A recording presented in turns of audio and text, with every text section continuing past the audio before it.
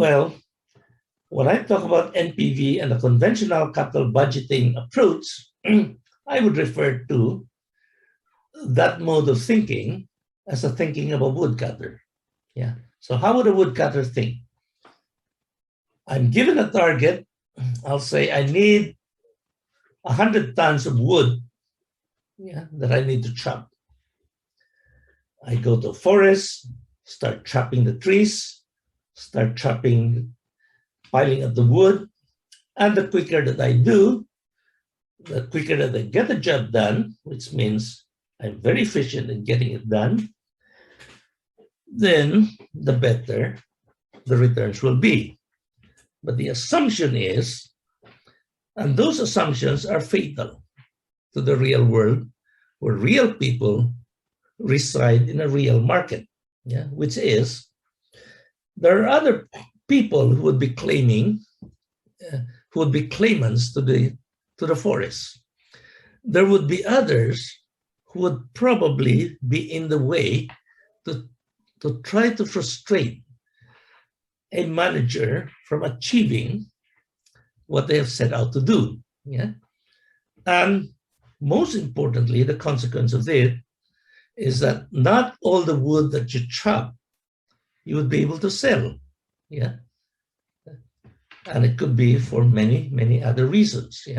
I think the pandemic, the Ukrainian war with Russia is a good example of that. You have logistics falling apart, so you might be able to chop a lot of wood, but you cannot deliver it to the market. So the difference with a general is that the general would look at the battlefield and say, if I want to compete and fight or mow down an army that is opposing my efforts, I do not assume that that army will stand still and do nothing. I would rather look at how that army or the opposing general would actually react and respond. And that interaction would lead to a very interesting battle. In some cases, you would probably extend your hand of collaboration. In some cases, you would just simply decide, well, the odds are probably in your favor, or negotiation fails. So the option of collaborating is off the table.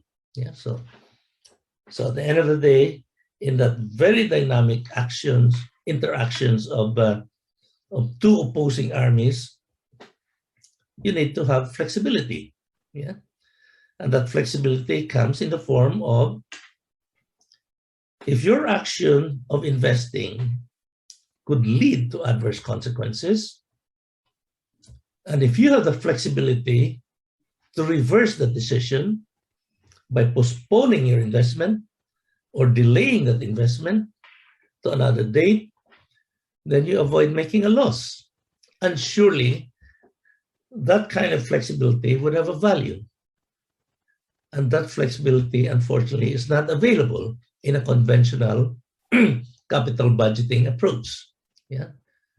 So I think that analogy would probably describe what's the difference between a dynamic decision operating under managerial flexibility versus the conventional approach that capital budgeting is prescribing.